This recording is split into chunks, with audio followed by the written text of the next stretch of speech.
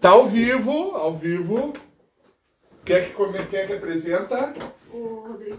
Boa noite, pessoal, de novo, novamente aqui, né, com toda a equipe dos Super Amigos, né, só que versão abrasileirada, digamos assim. Direto da estância. Direto da minha humilde residência aqui no bairro Aeroporto, só não vou falar do... Estância do Rodrigo. Não vou ser preciso no endereço. Atenção, INCRA, estância do Rodrigo, INCRA. Não, mas o problema não seria o INCRA, né, cara, seriam outras questões aqui, né, mas vamos deixar assim. Aqui com o Auridiano novamente aqui, né, o nosso técnico aqui para assuntos tecnológicos e o cara que abre e fecha colchete e ponto final e coisa e tal. O nosso amigo Paulo aqui, como Renato, o Paulo não pôde vir. Isso, o Renato, é muito quente aqui da... É muito parecido. A única diferença são os meus cabelos. Quanta diferença? Lembra do comercial do shampoo aqui, né? Eu sou a mesma pessoa dos meus cabelos. Quanta diferença. E aqui a nossa revolucionária honorária, né? Que vou tentar transformá-la numa revolucionária aqui, a Ju, né? Aqui também está presente o cônjuge da... O cônjuge da Ju aqui, o nosso amigo Evandro. O Evandro, né?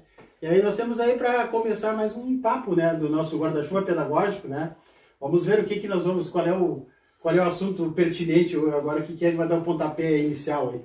Eu aqui só tô... Nós ficamos de conversar hoje, gente, sobre sobre os comentários no nosso grupo.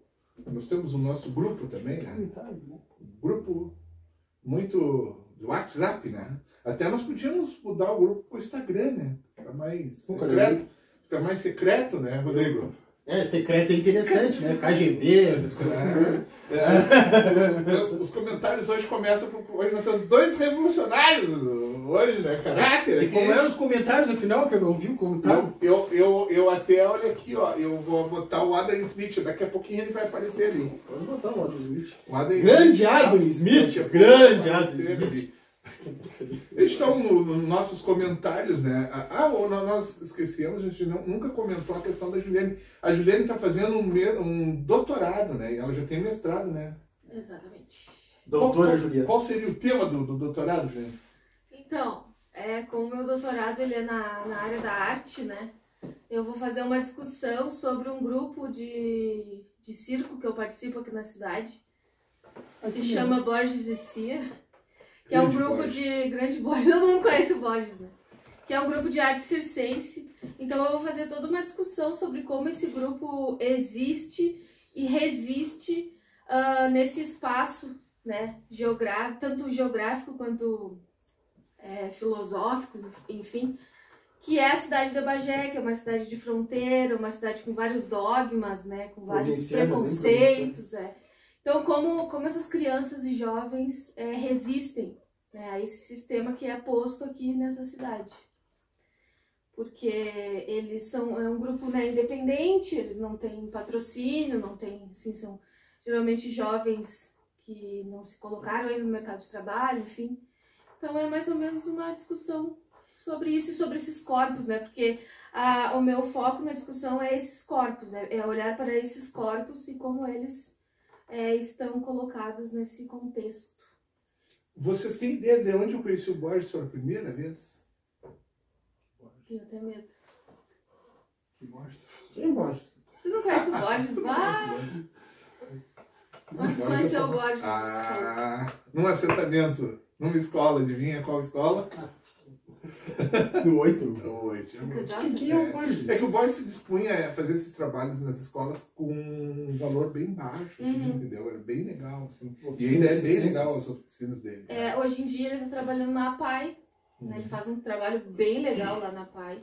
E ele é meu parceirão, assim, sempre que eu quero levar alguma oficina, alguma coisa para as escolas, ele tá lá. Inclusive nós tínhamos um aluno ou dois alunos que faziam escola circense. Você lembra do menino que... O Lion. O Lion, ótimo aluno, muito querido ele. Né? O Lion e é interessante... Um grande artista. Isso é um exemplo, assim, ó, maravilhoso de como seria a educação mesmo, que a gente sempre sonha, né? Uma educação com arte, com muita educação física. Às vezes eu comento com os alunos, né? Porque eles ficam muito presos dentro da sala de aula. E aquilo ali é um claustro, né? Aquilo ali prende a pessoa, eles são jovens, estão cheios de vida, louco para sair, para ter uma educação corporal. E agora, infelizmente, até horas de educação física foram retirados, né? E eles ficam porque o jovem que é isso, tu tem que ter uma educação psicológica, tu tem que ter uma educação para o mundo do trabalho, que hoje é outra questão que a gente já discutiu já se aprofundou, mas a gente tem que ter uma educação para a vida, como é que eu vou te dizer, para a inserção social, para que a pessoa... A arte é uma maravilha, né? A arte, a educação física, eu sou um cara que às vezes eu fico olhando, eu vou ali pro Cacheral e percebo do Cacheral ali aquela parte eu chego ali, os jovens estão jogando futebol, vôlei de areia ali, estão nadando, estão felizes, eu fico imaginando aquela estrutura como um campus para educação física, num horário inverso na escola, como eles não iam amar, não iam adorar. E eu falo para os meus alunos do teatro, seria uma maravilha. Há pouco a gente fez lá na nossa escola, fizeram lá com a Lili, né? Fizeram uma apresentação lá dos alunos, aquilo foi uma tarde maravilhosa, eles, ficaram felizes, sabe? Tu via o brilho nos olhos dos alunos, que é diferente do que a gente tem hoje, né? Uma coisa boa é que foi disponibilizado esse ano uma disciplina eletiva de teatro, que é eu que ministro, né? Então isso é uma coisa boa. E é o que eu sempre falo, que a escola é o espaço para ter... Chegou o chazinho. Muito obrigado, minha filha. Merece. Que bom. Eu acredito na escola como esse espaço, né? Porque se eles não tiverem contato, por exemplo, com a arte, com o teatro, com o cinema, na escola eles vão ter aonde? Né? Então, que família é que nem a minha, que me incentivou a ler, me dava livros? Então, a escola é um espaço extremamente importante para essas articulações com a arte. Seria uma maravilha, mas pena que a escola não nasceu para isso, né? E ela não se presta para isso porque não há interesse muito nisso. Porque a gente é muito voltado para o mundo do sistema capitalista, né? E Rodrigo, mas tu já notou que o tipo de escola, a tipologia de escola que tu acha interessante, agora eu vou dar uma de advogado do diabo, né? Depois vou botar aquela fotinha minha do... É uma escola meio americanizada, cara. Que os americanos têm esses campos, bem polêmico, né? Tem esses campos esportivos nas escolas, né? Inclusive os atletas que saem melhor ganham bolsas nas universidades. Por isso que eles são, geralmente... E aí, né, eles vão competir em várias atividades. Chegou a ter piscina dentro da escola, piscina térmica. Eu entendo. E outro detalhe, a questão do teatro também funciona muito dentro da escola americana.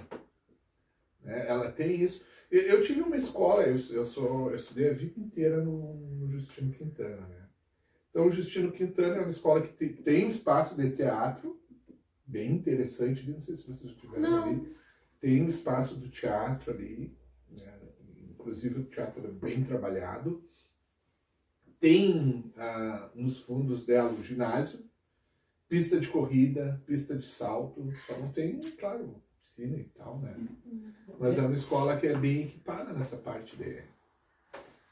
Claro, não chega aos pés da escola americana, né? Que a gente vê nos filmes. Mas a escola, o modelo norte-americano, né? Eu não sei se são todas as escolas, vou ter que conversar com salas temáticas. Não, eu sei.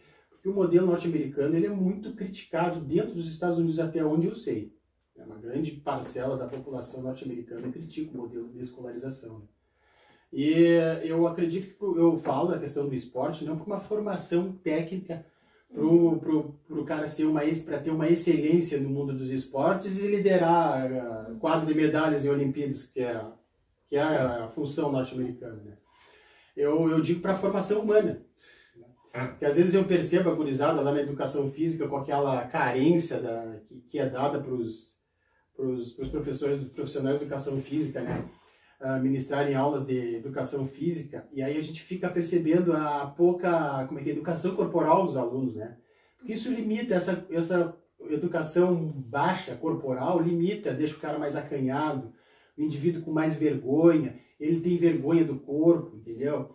Então isso limita eles. Eu digo isso aí, direcionar isso aí não só, porque, claro, obviamente tu pode formar atletas, mas tu fazer isso aí como uma questão para formar o cidadão, entendeu? Para formar um cara que, né? Não, eu te entendo, eu só tô, assim, uma brincadeira à parte. Claro, eu acho que a questão do americano, que eu acho que é muito contestada, Rodrigo, é a questão da meritocracia, né? Porque lá a questão da meritocracia pega bastante forte na questão dos esportes, né? Então, se tu tem notas boas, ou se tu te valida no esporte, na interpretação, em qualquer coisa que tu te valide, tu tem patrocínio das empresas, tu obtém uma bolsa e dali tu pode te profissionalizar. E se caso tu não te profissionalizar, tu conseguiu uma formação gratuita, porque a universidade, né, é muito cara, né? A universidade americana é muito cara. Então as pessoas, os americanos, eles quebram pagando plano de saúde, né? Ou saúde, quando eles não têm um plano e acontece alguma coisa, eles quebram ali. Financiamento do imóvel e a educação. Então são esses 3 pontos em que o americano se ferra, né? O americano médio, né, se ferra. Aqui no Brasil, a tentativa de fazer um modelo semelhante, né, tipo, ao americano em si, né, com essas escolas, com essas disciplinas temáticas aí. Acontece que esse modelo americano, como eu já falei, ele é falho mesmo para eles lá, porque ele depende muito da vizinhança daquela... A escola daquela região, ela recebe impostos, né, depende dos impostos que é coletado da região daquela escola ali. E é por isso que lá nos Estados Unidos tem muito daqueles subúrbios. Os subúrbios é uma tentativa dos classe média e classe média alta, tipo, não tá pagando impostos para preto, no caso lá. Aí é por isso também que a escola lá, geralmente, mesmo, às vezes não vai receber tantos recursos quanto uma região mais nobre, né? Mas tem aquelas, tipo, é uma obrigação lá, eles darem aquela escola para esse pessoal que estão no subúrbio, pessoal da classe média alta e média em si, né? Vai ter o ônibus escolar, que é praticamente de graça, né? Que vai levar o filho da classe média para uma escola lá que é mais bombada do que aquela escola que vai estar na região pobre lá. Então, esse esquema lá nos Estados Unidos da escola, né, é bem falho, né? Depende muito disso aí, gente não querendo sustentar pobre, no caso, né? Esses subúrbios em si, que é uma outra discussão, né? Tipo, a construção de bairros lá, bem longe da cidade, né? Para não se misturar, né? Essas coisas. Mas que é um modelo, assim, ele é bem bom, assim, de ser discutido, né? Agora, seria bom de ser implantado aqui, seria outros 500, né? E aqui nós temos nossos próprios problemas, né? Temos nossos próprios problemas e vamos estar acabando importando um problema deles lá, né? Que aqui vai ficar bem maior, eu diria, né? Vai se catalisar ainda mais, né? Mas nós não temos esse problema de, tipo, a pessoa ter um ódio a negros, né? Ter um ódio a um determinado tipo de população a ponto de não querer financiar escolas que tenham eles, assim, né? Escolas do subúrbio, de um bairro, de uma periferia que seja majoritariamente negra, né? Aí é por isso que tem essa criação de... Lá é moda, né, ter esses condomínios bem longe assim, da cidade, da periferia da cidade, justamente para não pagar impostos que vão para escolas que tem essas minorias, né? Aí seria... É um meio, assim, eu acho muito problemático, né, nós adotarmos... Eu acho que nos Estados Unidos o estudante ele vai para a escola mais próxima da moradia dele. A escola pública, né? Isso. A não ser as escolas particulares, sabe? Não, mas lá a escola pública, tipo, é uma espécie de obrigação ter escola pública para todos, assim, em boa qualidade, né? Mas aí vai o pessoal, né, que eles moram numa região, tipo, eles saem da cidade e montam um bairro, assim, fora da cidade. Assim, eles ficam o mais distante possível daquele bairro com minorias, né? Para fugir desse tipo de coisa. Fugir de ter que dar impostos para uma escola, para serviço de água, de esgoto, para determinadas pessoas. Imagina. Os americanos hoje eles estão fugindo muito da Califórnia, né, pela questão dos impostos, né, muito altos. Eles vão para locais onde os impostos são menores, né. Isso no mundo está acontecendo bastante também. Se eu tenho a possibilidade de trabalhar aqui, né, pelo sistema, eu vou para um local, né, tipo nômade digital, onde eu pague menos impostos, o custo de vida seja menor. Mas eu acho que a tentativa assim, da escola, né, de ser essa escola que... essa escola americana, eu acho que tem boas intenções, só que a galera dá um jeito de o que eu separar. Gosto do modelo? As salas temáticas. As salas temáticas é ótimo. O esporte, né? Ter o esporte forte, né? Ter uma formação artística. Acho que tu consegue formar um ser humano mais integral, né? Sim. Mas o problema... Essa parte do modelo é interessante. O problema aqui é querer implantar esse sistema, tipo, mas ainda assim, tipo, não dá uma sala temática. Deixa eu levantar uma bola para vocês, né? Eu já fiz a parte do diabo, agora eu vou fazer uma parte de anjo, né? Em Cuba deve ser um pouco semelhante, né? Porque Cuba vai bem nas Olimpíadas, né? Sim. O sistema educacional cubano, ele praticamente zerou todo o analfabetismo, né? As pessoas não existe analfabeto lá, né? E eles têm uma educação de excelência. Tanto é que agora na pandemia eles conseguiram fazer a própria vacina, né? Coisa que o Brasil, aqui no sistema meritocrático, digamos assim, não conseguiu. Claro, também tem a falta de investimento na área da ciência e tecnologia, educação, blá, blá, que a gente pode elencar e ficar horas aqui discutindo, né? Mas eu acho que esse negócio do sistema educacional, que é o que, por exemplo, essa nossa reforma do ensino médio é o modelo norte-americano dos anos 50 que está sendo. Isso.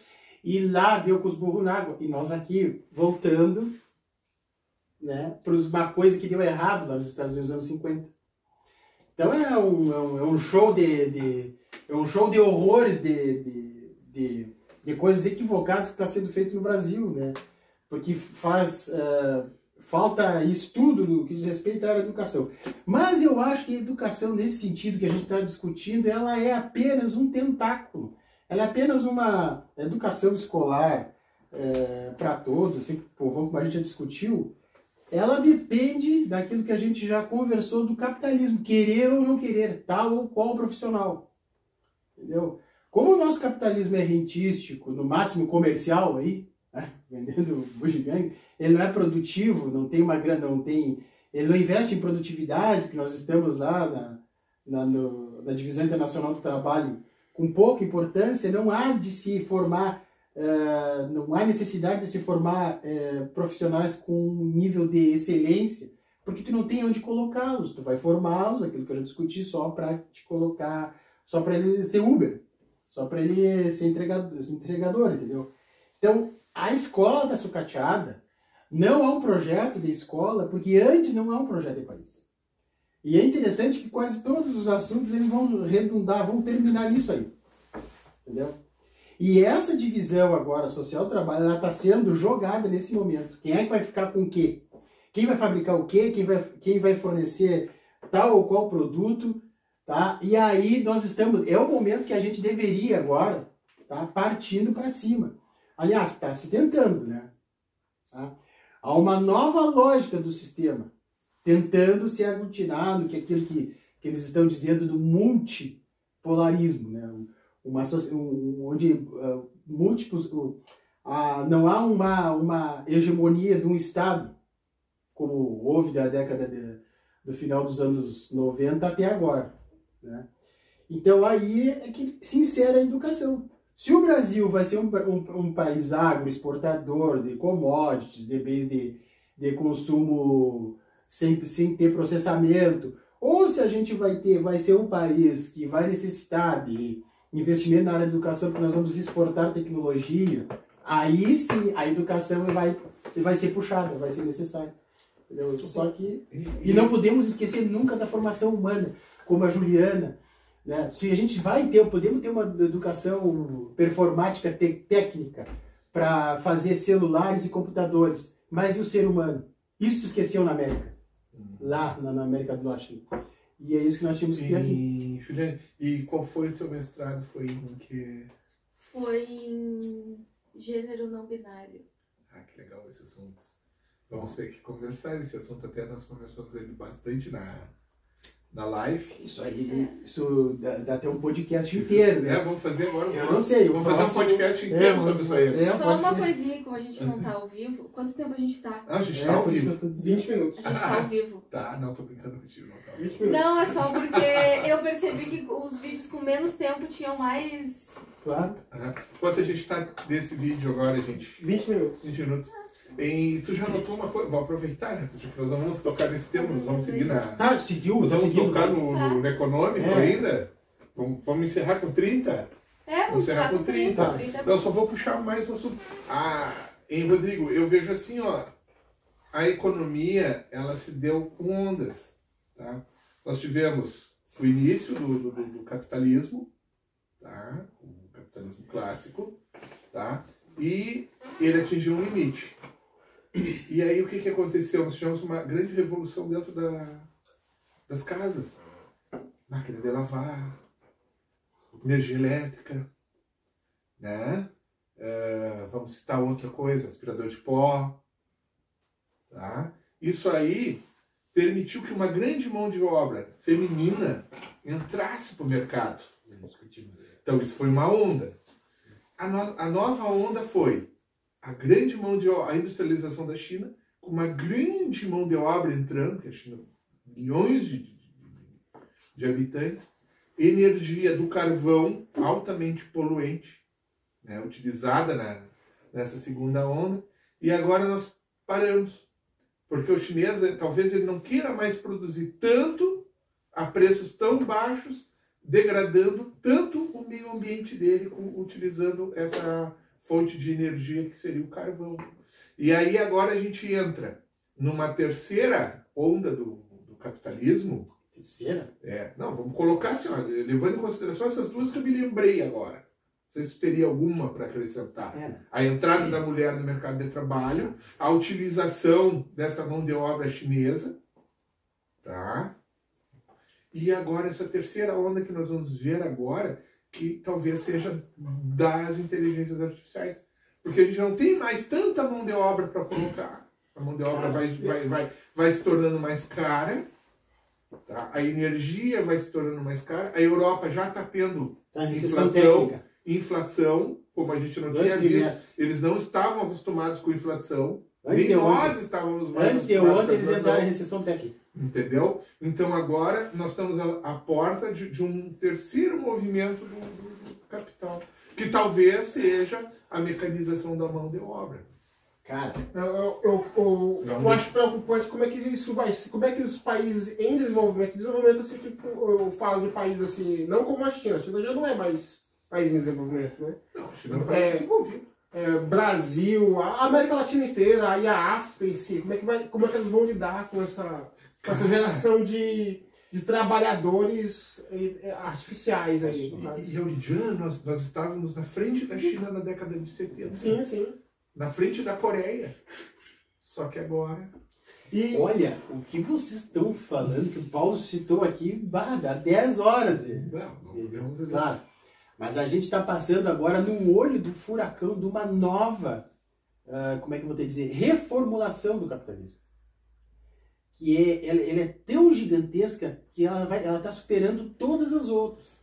Desde a primeira Revolução Industrial, segunda, terceira, para alguns dizem que a gente está na quarta Revolução Industrial. A gente só separa em revoluções porque a gente precisa para modo de estudar. Mas é uma linha que ela não tem parada nenhuma. Né? Claro, o capitalismo entra em crise. A vida do capitalismo é crise. Mas agora a gente chegou numa quadra da história, assim, ó, que a gente não sabe para onde vai. Primeiro, vamos lá, falar da China. O que é a China? A China é um capitalismo, ela entrou no capitalismo de Estado, que alguns dizem, mas não é capitalismo de Estado. Ela organiza o capitalismo e ela não deixa na mão do capital. Então ela participa da economia de mercado, tá? Mas quem comanda essa política de mercado e do capitalismo é o Estado chinês, que resolveu direcionar, tá, as políticas públicas, digamos assim lá, todas em prol da sociedade. Não em prol, como não é capitalismo, não é a iniciativa privada que comanda o politiburgo político, é o politiburgo político que direciona as políticas da iniciativa privada. Então, eles espraiaram o processo de repartição, digamos assim, do bolo que eles ganharam com o advento do processo produtivo, que eles ganharam em escala, gigantesco, ninguém consegue bater a China em escala. Antes a China só competia em escala e maquiando a produção, sabe muito bem. As empresas da Nike ou qualquer outra montadora ia para lá, eles diziam o seguinte: tu chega aqui, tu pode instalar aqui, tu pode ganhar muito bem explorando a nossa mão de obra barata. Só que o que eles fizeram? Eles vão aprender, vão formar engenheiros, vão formar trabalhadores, e eles começaram copiando. Você lembra como a gente chegava nos coisas? Ah, é do Uruguai, é da China, porcaria. Paraguai. Porque é do Paraguai, claro, o Paraguai importa da China e revende aqui, a única coisa que eles têm, não tem indústria. Aí o que acontece? Eles eram de segunda linha, tênis, tudo. Só que aí o que aconteceu? Eles mandavam essa grana para as centralidades. A Nike, a General Motors mandavam o excedente para lá. Só que os chineses fizeram um controle. Estado é isso, não é livre mercado. Eles controlam. Tu tem que bergar o dinheiro ali um determinado tempo. Tu não pode sair como no Brasil. Não tem essa volatilidade no câmbio. Tem que deixar... Tá. E eles aprenderam a fazer carro, computadores, celulares e desenvolveram a própria indústria. Tá? E aí eles explodiram tecnologicamente. Tá? Estão ainda na renda média, querem sair da renda média para ser... Só que, claro, sai 1 bilhão e 400 milhões sair da renda média aos moldes norte-americanos, né, com a renda per capita norte-americana, eles arrebentam o planeta. Entra a questão da energia. Agora, é uma boa. Em certo ponto, a guerra na Ucrânia. Importando gás super barato, diminuindo a emissão de CO2, né, e competindo mais vorazmente ante a Europa, e a Europa quebrando. A China ela vai investir numa ferrovia que vai ligar Santos a um porto no Peru. No Peru, E aí nós vamos economizar 15 dias de viagem. Cara, nós temos que pegar. Olha que é o seguinte, ó. A verticalização disso aí está nos oferecendo um monte de oportunidade. Só que aí nós vamos bater com um outro problema. Nós estamos sobre o escopo da América do Norte, / Estados Unidos da América. Aqui é o quintal. É uma área de interesse geopolítico direto norte-americano. Vão deixar? Não deixaram aqui os portos, aqui ó, o porto que tinha a nossa estaleira aqui em Rio Grande, que absorvia grande parte da mão de obra de Bagé, aqui em Rio Grande. Né? Eu acho que não vai ter muita opção de deixar, não. Não, mas não é assim. Seu futuro, né? Pois é, mas não é assim que funciona, Paulo.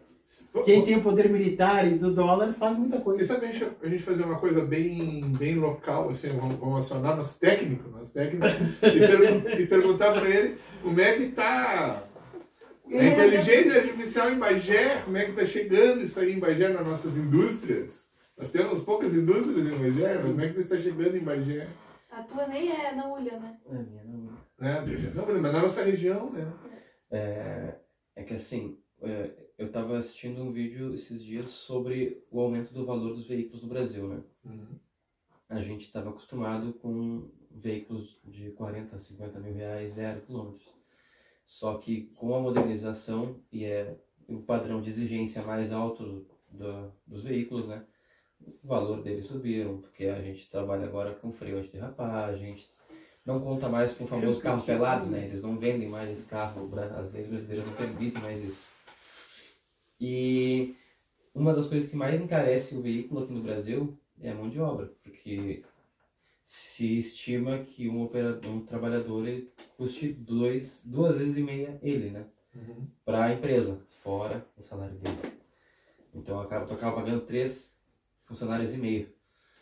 Na verdade, se eu colocar verbas rescisórias, fundo de garantia, isso vai dar uns 50% a mais. Cada 2 paga mais um. Bem na ponta do lápis, já fiz esse cálculo. Sim. E aí a gente passou por um grande problema com crise de aço, tudo isso.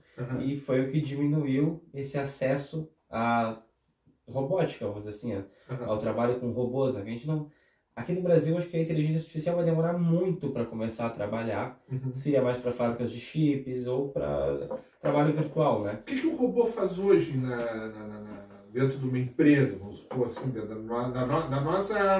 na nossa economia de gado, né? O que um robô faz hoje? Hoje no gado, eu vou dar um exemplo da minha empresa. A minha empresa, ela trabalha com produto enlatado. O robô, ele faz transporte, ele embala, ele seleciona, ele acha defeito que o olho humano já, mesmo treinado, não consegue achar. A questão do transporte mesmo é uma coisa que tipo, vem para ajudar, porque reduz o esforço humano, né? Reduz o desgaste, mas mesmo assim, tu acaba tirando, um robô tira 10 ou 12 empregos no sistema onde eu estou imaginando. Então, outros exemplos que eu tenho para isso é carga e descarga de caminhões, cara... E esse robô vai precisar de alguém para dar manutenção para ele, tá? Sim, geralmente são empresas de fora do Brasil. A gente trabalha com a maioria das máquinas vindo da Suíça. Então nós precisaríamos formar mão de obra dentro do Brasil para prestar esse serviço. Isso. E para ter uma renda alta, vamos supor assim, uma renda melhor, né? Só que um técnico para mexer para dar manutenção numa máquina dessas, ele precisa ter um eletrotécnico, ele precisa ter um curso especializado dentro dessa empresa para conhecer os padrões da máquina. E às vezes ele precisa ter acesso a outro idioma. Nem sempre as máquinas vêm em inglês, que seria o mais fácil para a gente, né? Elas podem vir em outras línguas e complicar mais ainda isso. O ideal é que essas máquinas fossem produzidas no nosso país. Né? Que nem a Rússia, o Brasil não comprou. Isso geraria renda. Sim. Porque a gente ainda não consegue fazer um robô produzir outro robô. A gente ainda está aqui no Brasil atrasado em relação a isso. Mas os lugares como a China, os robôs já produzem robôs em grande escala. Mas quando uma empresa multinacional vem se instalar aqui, vocês querem um modelo chinês. Se uma das obrigatoriedades que o governo tem que fazer para o governo, para uma empresa multinacional se instalar aqui, é a transferência de tecnologia. Sim. Eles, na maioria das vezes, com esses países subdesenvolvidos aqui da periferia do capital, eles não dão essa prioridade. E está no contrato que ele não tem transferência de tecnologia. A China fez o seguinte: tu vem aqui, tu vai vender teu produto com uma economia de escala, tu vai ganhar muito dinheiro, porque a gente vai dar um salário muito baixo. Nós temos muita gente para trabalhar. Mas, consequentemente, tu vai dar transferência de tecnologia. Isso a China fez. Isso o país não faz. Não faz por quê? Porque não deixam ele fazer. É esse o X da questão. Por isso que existe uma teoria muito divulgada, muito falada, que é a teoria da dependência na área da economia. Né? Então, a teoria da dependência advoga isso, exatamente, que nós estamos o quê? Nós temos um torniquete que nos impede de crescer. Tá? Então, se a gente aqui, nós não fabricamos carros, nós montamos carros. Sim. Nós não fabricamos celulares, nós montamos celulares. Só que essa tecnologia, se eu quiser copiar, não é permitido pelo direito de propriedade. A China burlou isso aí, cagou pro lance, desculpa aqui o termo, fez isso e por quê? Mas a China está fora da OCDE, né? Isso. Ela não pratica os melhores. E outra coisa, a China tem uma coisa que você nunca pensaram, ela tem autonomia política. O Brasil não tem uma autonomia política total. Ele é um país dependente, periférico. Não tem moeda forte nem exército. Aí tem questão do câmbio, desvalorização da moeda, incentivo. tu burlar essa questão do direito de propriedade de patentes. O Brasil hoje, como tal, eu não sou cirista, advoga que nós deveríamos quebrar patentes na área da química fina para fazer remédio, e a gente faria um escopo gigantesco de remédios aqui, produzido no Brasil, com ciência e tecnologia, e vender medicamentos baratíssimos para o Brasil. Na época do Stucanias foi feito, né? O genérico, né? Muito bem, Paulo. Exatamente, com o Serra. A OCDE mesmo Eu tenho que aguentar ainda isso. Tem que aguentar, a OCDE mesmo é uma tentativa de te bloquear, né? Claro, assim, exatamente. Muito bem. Enquanto o Brasil não tiver a capacidade, né, de fazer aquilo, não vai ser chamado para a OCDE. A partir do momento que eles têm essa capacidade, exatamente, Olivier. é que nem os jogos de videogame. Olha só, tem campeonato de jogos de videogame, vários jogos, Dota, League of Legends, É isso que eu falei. Diablo 4 aí, né? Tu vê os times brasileiros, os caras não conseguem porra nenhuma. Um timinho ou outro, Counter-Strike, outro, o jogo que o Brasil são especializados, né? Mas se tu vê os grandes campeonatos, League of Legends e Dota, né? O brasileiro nem chega perto, não peido. Né? Por quê? Né? Patrocínio não tem PN de patrocínio, mas tem que ver por quê. Mas eu acho que nessa questão dos jogos é porque a gente está muito atrasado. Tá muito atrasado. A minha geração foi a geração que teve acesso à internet com velocidade para te poder ter um jogo. Cara, eu vou te interromper, mas tu já volta aí. Deixa o Brasil ter uma capacidade de criar chip, que tem uma capacidade de semicondutores. Tá aparecendo. Cara, que os times brasileiros vai chover AMD, vai chover Intel aqui, Diablo 4. A Ucrânia sempre teve patrocínio nessas grandes equipes, nessas grandes áreas de tecnologia. Mas por quê? Porque eles têm um poder latente de poder virar a coisa, virar um jogo pra eles lá. Virar um jogo e fazer a indústria deles pra poder concorrer com eles lá. Mas não conseguiu. Não conseguiu porque assim que a gente tiver capacidade, essas empresas foram lá para cima. Estão lá presentes, nós estamos aqui. Nós damos para você aqui o chip Intel i97. Não precisa tu fazer. Não precisa tu fazer. Não precisa fazer isso aí. É isso que acontece. Sabe que o AMD R10. A lógica é a seguinte: para existir o rico, tem que ter um pobre explorado. E o jogo das nações é a mesma coisa. A OCDE é isso. A OCDE é praticamente, é o Ocidente, né? Tu vai poder entrar nisso daqui, é só falsa esperança. Se você respeitar as nossas patentes, as nossas coisas ali. Mas o Brasil não tem a capacidade, então dane-se, né? Então, assim, mas não é que o Brasil tem a capacidade, vem cá, vem se juntar com a gente, mas você tem que respeitar as nossas quintas, tá ok? O Brasil ele já começou praticamente, vai ter os Estados Unidos. Depois, os Estados Unidos ficou 2 vezes mais rico que o Brasil. Hoje deve ser umas 10 vezes mais rico que o Brasil, né? Mas a gente começou junto. Acho que falei gritando demais, né? Tá, e aí, quantos minutos aí? Já deu, Eu acho que 40, a gente não aguenta. Podemos encerrar com parênteses, ponto. O Olidinha faz o fechamento para nós. Não, era só isso mesmo. A gente chegou para falar sobre algumas das nossas discussões que fizemos no nosso grupo, né? Nós conversamos bastante sobre inteligência artificial. A gente queria conversar aqui sobre a arte da inteligência artificial, né?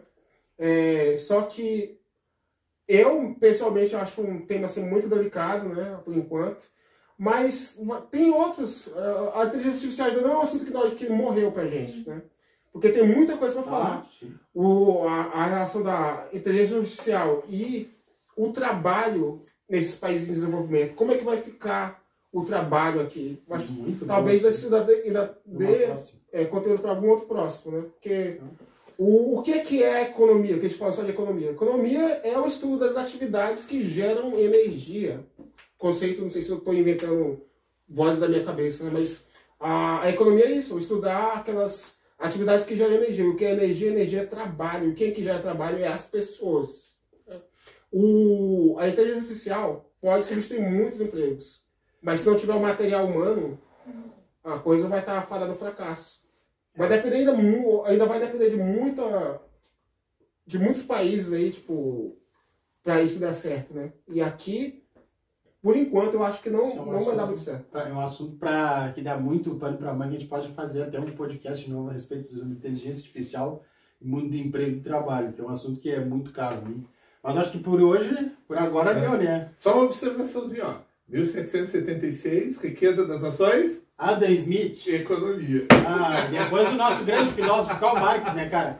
Né, que explicou a mecânica, né, de uma forma materialista do capitalismo. Né? E como ele, eu acredito ainda, vai dar com os burros na água.